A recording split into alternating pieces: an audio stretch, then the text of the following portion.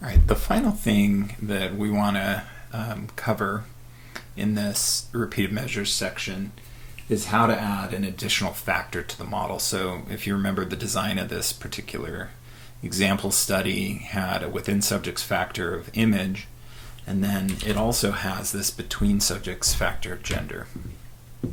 So it's like our factorial ANOVA, it's just now we've got one within and one between. And the cool thing is we can just go ahead and fit the model pretty straightforwardly using the mix command. So we'll start with the exchangeable structure. You can go through the same process that we did before and fit the exchangeable model, the autoregressive, the toplets, the unstructured, and determine if adding in this other factor changes which thing fits the best. All I'm going to do is just the exchangeable and the unstructured and compare those. So here I've got the exchangeable structure. So what we've got here is mixed with the mix command with attitude as the predictor. And then we've got the image by gender interaction. And remember, if I use 2 pounds, that's going to create both the main effects or the first order effects in the regression as well as the two-way interaction.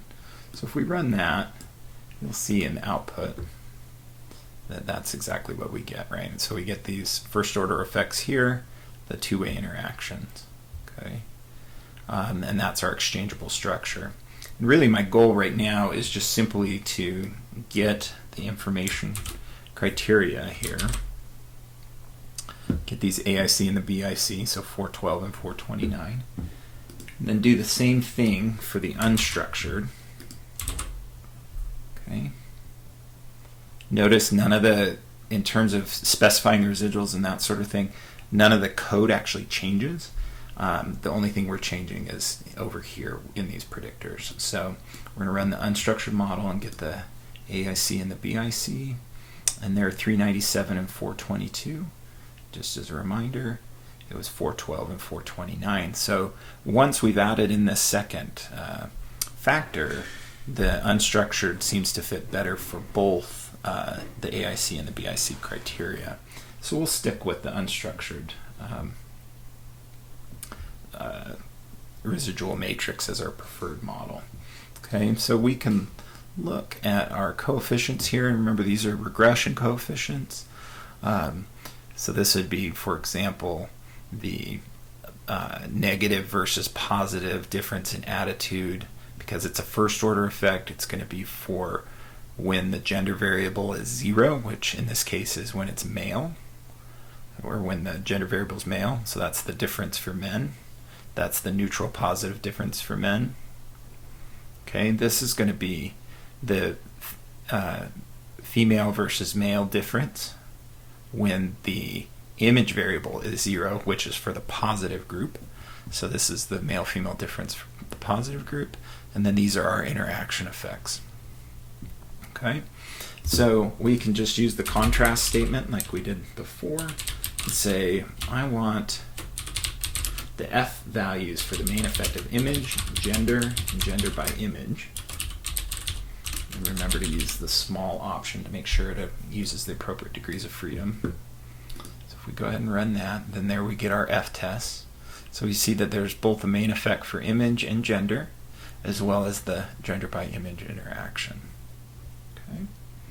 So if we want to visualize that, as usual, we can use the margins command. So we say image by gender to get the marginal, or the means. Okay, and then say margins plot. And I'm going to use the bird scheme.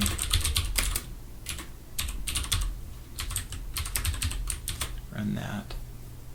And then here is our plot, right? So we see that when the positive imagery, there isn't much difference between the men and the women. Okay. With negative imagery, there's a pretty substantial difference between men and women. That really lowers the attitude for women. And then neutral, the women are lower than men, but just not nearly as much. Okay. So again, just a way to explore the interaction. And then you could use the contrast statement like we have before and get the specific gender, get the significance of this test right here, or these means, right? So you could do a t-test that compares these just like we did in factorial ANOVA. Okay. The other thing that we can do, the other thing that we might want to consider is the idea that the residual structure, this thing, differs by men and women, because what we've assumed is that the variability of the errors and then the covariance between the errors is equal for both men and women.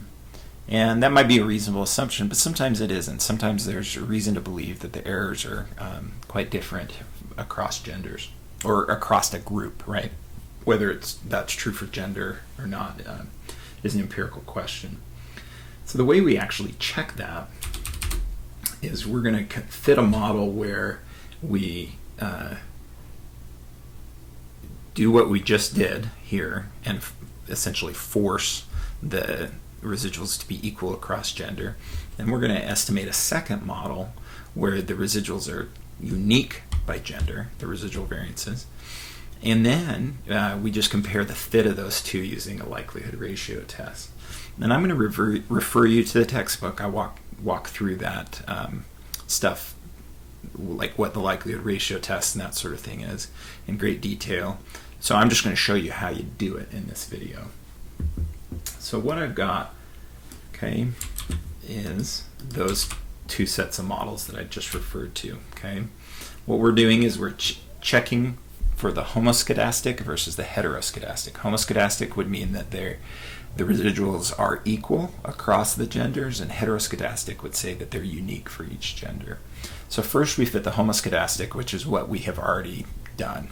And then we store those estimates, and you give that, so you say estimate store, and then you give it a name. So I just did HOMOSC for homoscedastic.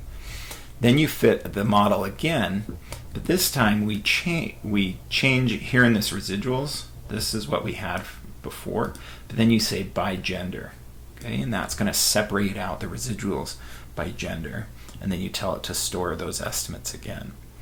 So, and then once we've stored those estimates, we compare them with this likelihood ratio test. And the null hypothesis of the likelihood ratio test is that these have equal fit. So if you reject the null, then that's going to indicate that the heteroscedastic model fits better. The reason you know that is that you're always going to improve fit. Well, you're always going to at least maintain the quality of the fit or improve it by adding more parameters you're going to estimate. And since this one estimates twice the number of variances and covariances, because it estimates 6 of them for men and 6 of them for women, you're by definition going to improve fit. But our question is does it improve it by enough that it's worth having an additional number, that 6 additional number of parameters? Okay, so let's go ahead and run that. Run through. You'll see it's a little slow when you have the heteroscedastic residuals.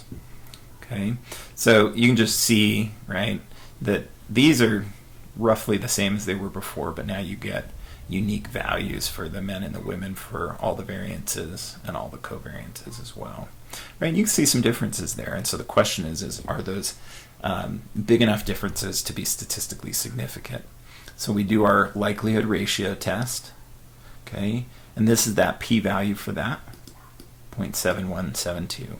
And so in this case, we accept or fail to reject the null hypothesis for that. We fail to reject the null hypothesis, and thus we assume that homoscedastic residuals are an okay way to go for this data.